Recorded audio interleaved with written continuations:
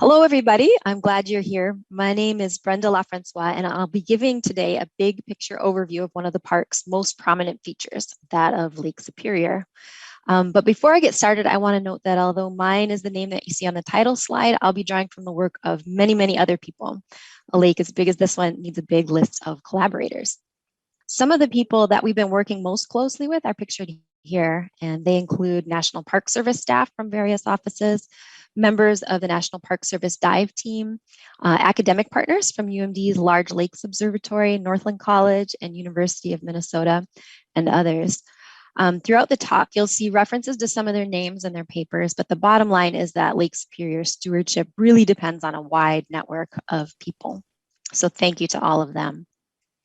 As you've seen already today, the symposium features talks on a big range of Apostle Island's resources, but I think it's safe to say that the lake is a feature in all of them and that the apostles are truly inseparable from the lake. Lake Superior defines just about every experience that we have of this place. I think it's hard to overemphasize the size and importance of Lake Superior. By almost any measure, it's one of the biggest lakes on Earth. It contains fully 10% of the world's surface freshwater. And just to give you an idea of how much that is, if you were to spread it out across all of North and South America, it would cover all of those continents to a depth of about a foot. So it's a lot of water. And likewise, the apostles are unique among coastal parks in the national park system. They protect about 160 miles of Lake Superior shoreline and tens of thousands of acres of surface water within its boundaries. So really, the Apostles is one of the more aquatic parks in the whole national park system. People have been drawn to the shores of Lake Superior since time immemorial. And if these photos here are any indication, the kinds of experiences that we have along the lake really haven't changed a whole lot. The photo at the left here is from Gertrude Wellish's albums from Sand Island in the 1920s. The one at the right is from almost 100 years later from a much newer group of explorers from the Northwest Passage under the Surface program, which you'll hear more about later. Collectively, we all really rely on the quality of the water, on the food that comes from the lake, and on that lasting steadiness of the Lake Superior horizon. We do know that the lake is changeable, both from moment to moment and over time. And recently, a new suite of changes has been emerging in the lake. And some of these are really visible. Others are occurring beneath the surface of the lake. And in this talk, I'll take you on a tour of some of those newer challenges, but I'll also provide some historic context on how we've dealt with past challenges in the lake and talk about how we're rising to meet some of the newest ones. First up is warming water temperatures. This might be one of the most notable changes that we've seen in the lake in recent years. The graph at the left here shows how water temperatures are rising quickly, in fact, rising even faster than air temperatures from 1980 through the 2000s.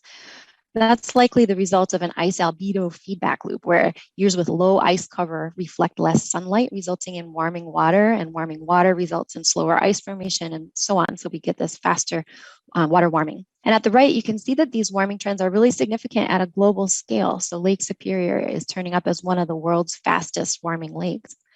And just from our own experience, we know that the lake is warmer. We're able to swim more days of the year, and we see headlines like this making the news more and more often.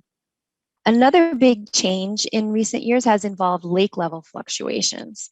We went from the lowest level seen in the 100-year period of record back in 2007, and you can see an example of that from the Little Sand Bay docks back in 2007 to really historically high levels for lake levels in 2019.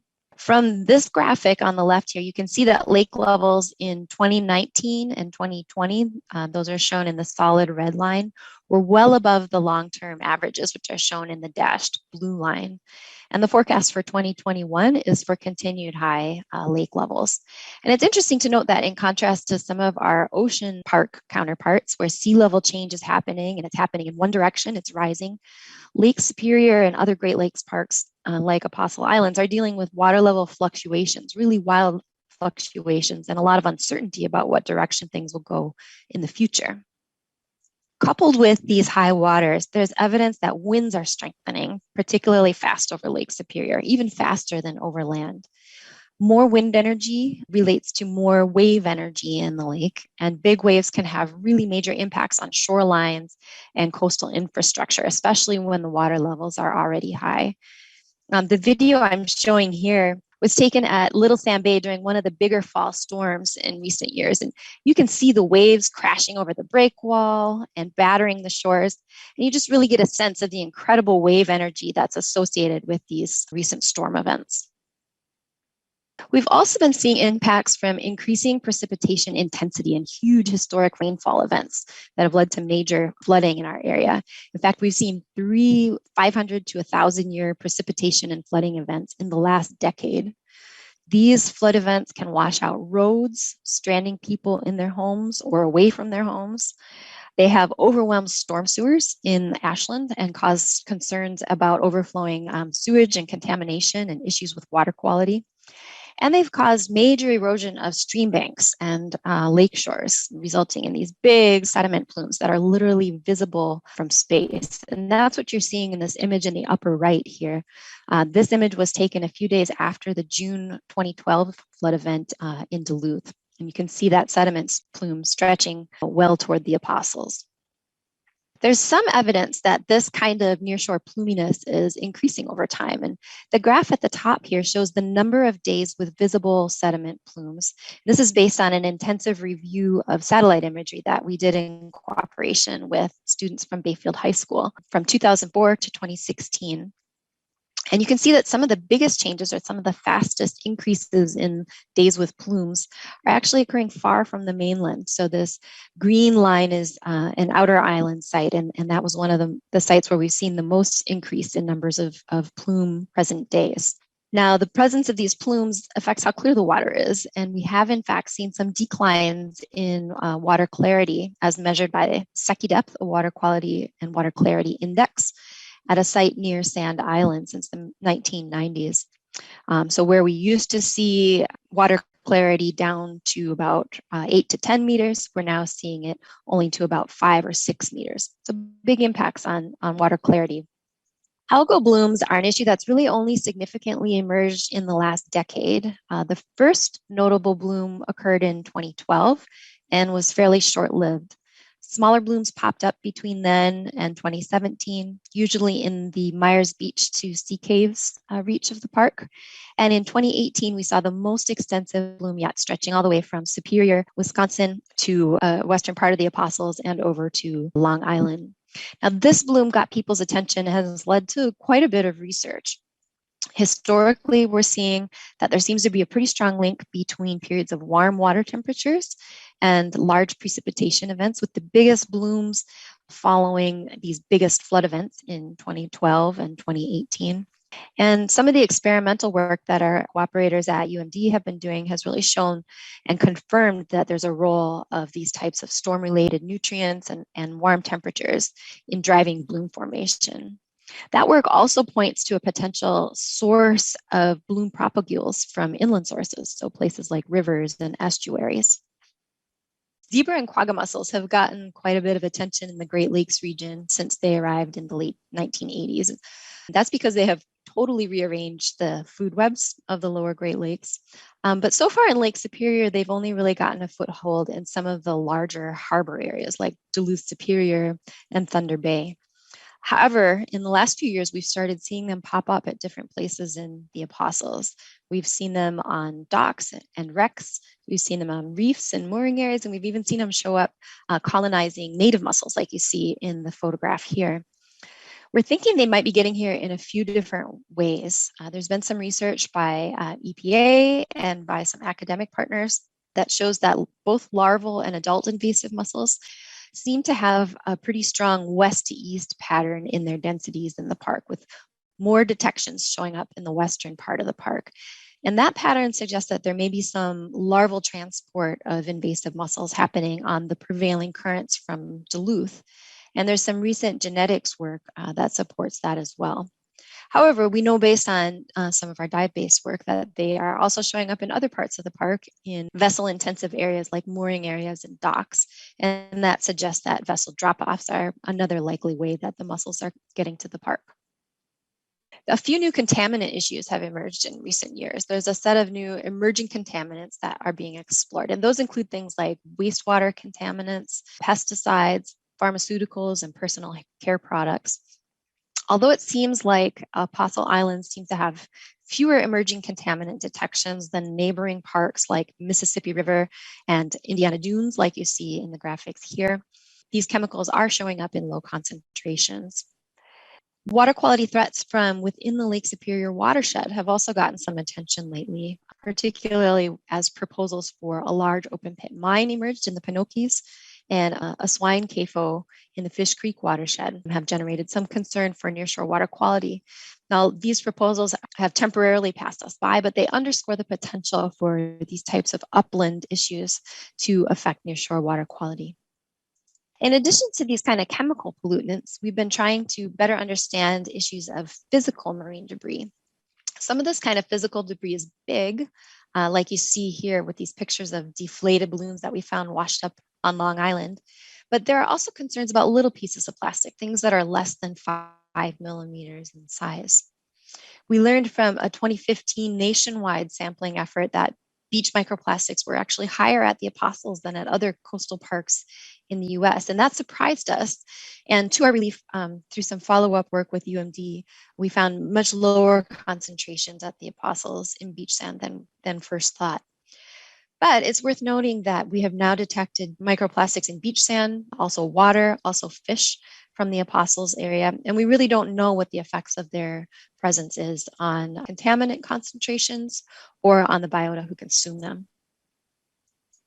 Underlying all of these stressors and issues that I've talked about is the fundamental interconnectedness of Lake Superior's waters and its watershed. And to describe that a little bit better, I want to share two animations. These are based on hydrodynamic modeling efforts by colleagues from the UMD Larger Lakes Observatory. And these, I think, provide a nice visual to show how material coming in from the tributaries circulates into the broader lake. The first example that I'm going to show here on the left is from the Nemadji River near Superior.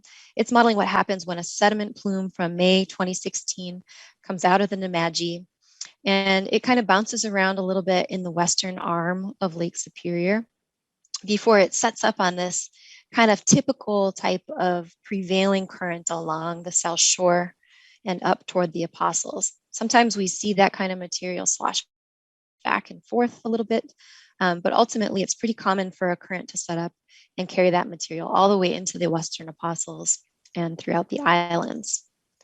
Now, the second example I want to roll here is from the Bad River, and it's simulating a release of material from the Bad River. And you can see it's temporarily entrained along Long Island, but it quickly circulates throughout the bay and throughout the Western Channel and up into the Apostles. So these just really underscore that what happens in these tributaries matters broadly to Lake Superior, nearshore and offshore waters. To further drive this home, I just want to show one more image. This is from a separate hydrodynamic modeling exercise in which a UMD student, Grace Weber, introduced some hypothetical drifters from the St. Louis River over by Duluth into Lake Superior and tracked their progress over the course of a couple of different months. This is a picture showing what she found for June 2018 when we saw that big algal bloom. And what she saw is that some of the drifters that were released stayed around the far western arm of the lake, but many traveled widely on that south shore current and ultimately spilled into the whole Apostle Islands region. So obviously this kind of a pattern setting up has implications for the transport of contaminants, for sediment plumes, for algal bloom material, and even for invasive mussel larvae. As is probably clear, none of the issues that I've mentioned so far really exist in a vacuum. Many of them are interrelated, and sometimes those interactions are not just additive, but synergistic. For example, we know that these high water events coupled with more precipitation and bigger waves is leading to lots of coastal damage, not just within the park, but in adjacent communities as well. We know that warm water plus increases in storm-derived nutrients is driving algal blooms in the park. And we know that warm water coupled with increases in calcium inputs as we see these big pulses of material coming out of the tributaries can lead to increased risk of invasive mussel establishment. So all of these types of interactions can really leave us scratching our heads a little bit and marveling and despairing a little bit about the complexity of the problems before us. But I often take heart in the fact that these types of ecosystem changes and challenges have happened before. They're really nothing new for Lake Superior or its stewards. The lake has been threatened in the past by fisheries disruptions, by wildlife contaminants, by water withdrawal proposals, and by many more things. And many of these past issues have actually been recognized and effectively addressed in the past.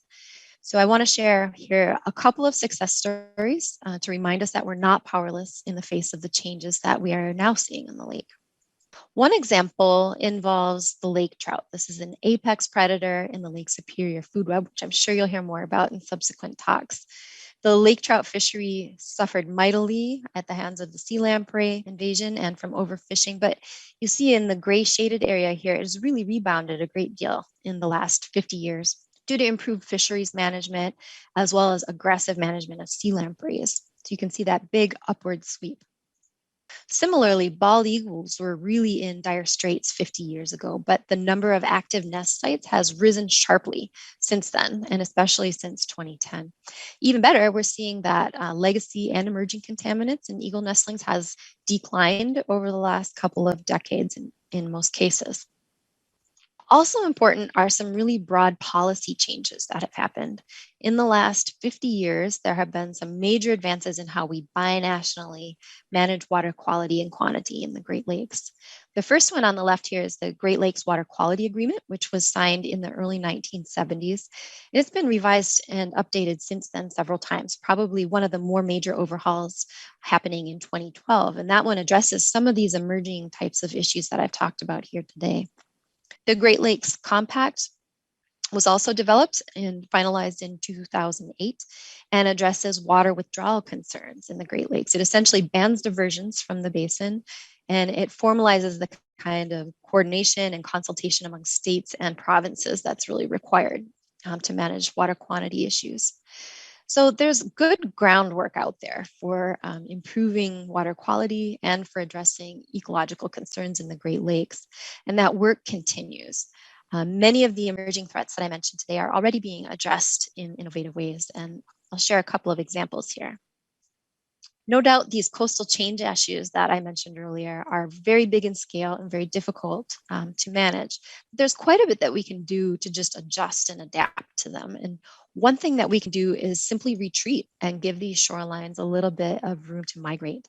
The photos at the top here are from some buildings at the Sand Island Hansen Farm. The park actually moved some of those buildings back using railroad ties and winches, and has also moved some campsites back from the shore to accommodate shoreline migration. And there have been also some attempts at the park to restore natural shoreline structure and vegetation in places where erosion has damaged it. And the bottom examples here are some bioengineering work that was done at Sand Island's West Bay site. Unfortunately, the lake washed a lot of this out before it could really get established, but it was a noble effort and will definitely help inform future shoreline restoration efforts. The park is also doing a lot to try to adapt dock designs, repair some floating boardwalks, and do things like remove storm debris from endangered species habitat along the shoreline. As with coastal change issues, the underlying drivers of algal bloom issues might be hard to manage directly. For example, addressing warming temperatures and increased precipitation are challenging issues, but we can manage our response to them. And there's been a lot of work in the last couple of years to better coordinate nearshore monitoring and rapid response efforts to really investigate the nitty gritty of bloom mechanisms so we know how to intervene specifically, and also a lot of effort to communicate bloom risks, both to the public through watch cards and things like that, like you see here, and also to policymakers. The graphic at the lower right there shows the cover of an International Joint Commission report in which the IJC took an interest in the Lake Superior algal bloom issues and in fact made eliminating algal blooms from Lake Superior one of 3 priorities for this triennial cycle. Our approach to dealing with the challenge of invasive mussels is pretty direct. Right now in the park, the density of invasive mussels is fairly low at sites around the Apostles. And in these types of low density situations, where conditions for survival and reproduction are pretty marginal, we're seeing that removal efforts, if accomplished early, can be successful. We've got partners from Northland College and University of Minnesota And they've been doing some great work and seeing some nice decreases in the catch per unit effort of invasive mussels at some dock and wreck sites in the Apostles where manual removal work has already begun. So in the park, we're aiming to do as much early detection work as possible to closely monitor sites where we know we've seen them before and to remove any invasive mussels that we do find. So clearly we have our work cut out for us. I'm sure that in the next 50 years, we're going to continue to be challenged in, totally new and unexpected ways. But these challenges also give us new opportunities to up our game when it comes to Lake Superior stewardship. We've got opportunities to learn new things, to develop more sophisticated tools, to build some resilience into our community infrastructure and our ecosystems. And most importantly, we've got opportunities to really try to nurture stronger relationships, both among ourselves and with the lake and its watershed. Really grateful for all of the work that our partners are doing and have continued to do, and look forward to the next 50 years of stewardship in Lake Superior and the Apostle Islands. Thank you so much.